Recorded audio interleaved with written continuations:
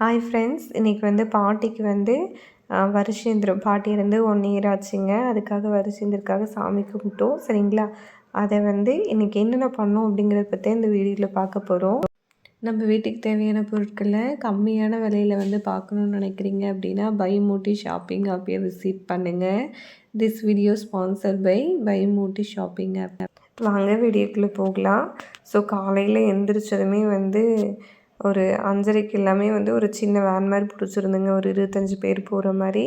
So 5:30 ஒரு 6:30க்கு எல்லாமே கோயிலை போய் ரீச் பண்ணிட்டோம். கோயம்புத்தூரில் இருக்கிற பேரூர் கோயிலுக்கு தான் போயிருந்தேங்க. ஸோ திதி கொடுக்கறதுக்காக ஒரு ஐடியும் புக் பண்ணியிருந்தோம்.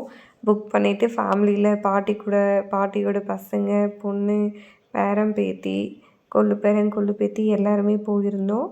அங்கே போயிட்டு ஐயர் சில சம்பிரதாயம் எல்லாமே கேட்டாங்க. இதில் இன்னொரு விஷயம், உங்கள் திதி கொடுக்கும்போது பார்த்திங்க அப்படின்னா 3 தலைமுறை ஓகேங்களா. நமக்கு முன்னாடி 3 இல்லைன்னா 4 தலைமுறையோட தாத்தா பாட்டியோட பேர், அப்பாவோட அப்பா அம்மா பேரும் அம்மாவோட அப்பா அம்மா பேரும் கேட்குறாங்க. அதுக்கப்புறம் பார்த்திங்கன்னா ஸோ அவங்க பேர்லாம் கேட்டு முன்னோர்களை வழிபட்டுட்டு அவங்களுக்கு செய்ய வேண்டிய சடங்கு சம்பிரதாயம் அது எல்லாமே செஞ்சு முடிச்சுட்டு அந்த பிண்டம் கொடுத்து காக்கா கொண்டு போய் வைக்க சொல்லி சொன்னாங்க. நெக்ஸ்ட்டு பார்த்திங்கன்னா பக்கத்துலேயே பட்டீஸ்வரர் கோயிலுங்க. அங்கே போய் அப்படியே சாமி ஒரு தரிசனம் போட்டு பக்கத்தில் கோயிலை சுற்றி வரும்போது பார்த்திங்கன்னா யானையை நல்லா குளிப்பாட்டிகிட்டு இருந்தாங்க. அதுக்கப்புறம் நெக்ஸ்ட்டு அதெல்லாம் முடிச்சுட்டு அதுக்கப்புறம் வீட்டுக்கு வந்துட்டோம். வந்ததுக்கப்புறம் பார்த்தா வீட்டில் பார்த்திங்க அப்படின்னா கோழி எல்லாமே க்ளோஸ் பண்ணி வச்சுருந்தோம். கோயிலுக்கு போய்ட்டு 11 o'clock மேலே தான் வந்தோம்.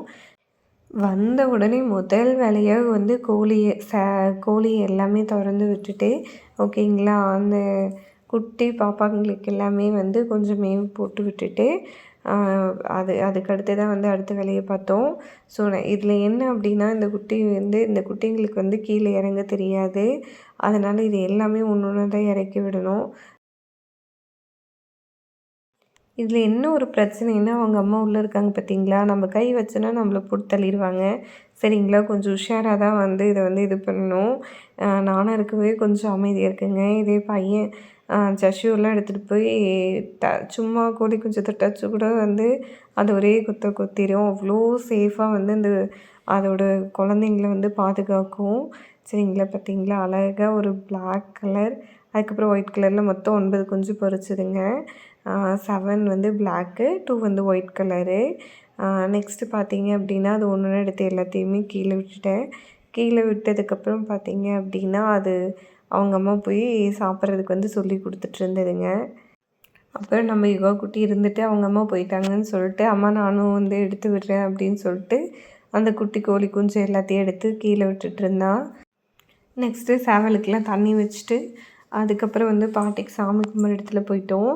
அங்கே போனோடனே பாட்டிக்கு பிடிச்ச ஐட்டங்க, அவங்க சாப்பிடக்கூடிய விஷயங்கள் எல்லாமே அவங்களுக்கு படையலில் வச்சு அவங்களுக்கு சாமி கும்பிட்ருந்தேங்க. ஃபைனல் டச்சாக ஒரு லன்ச்சோடு நாங்கள் முடிச்சுருந்தோம். Thank you friends.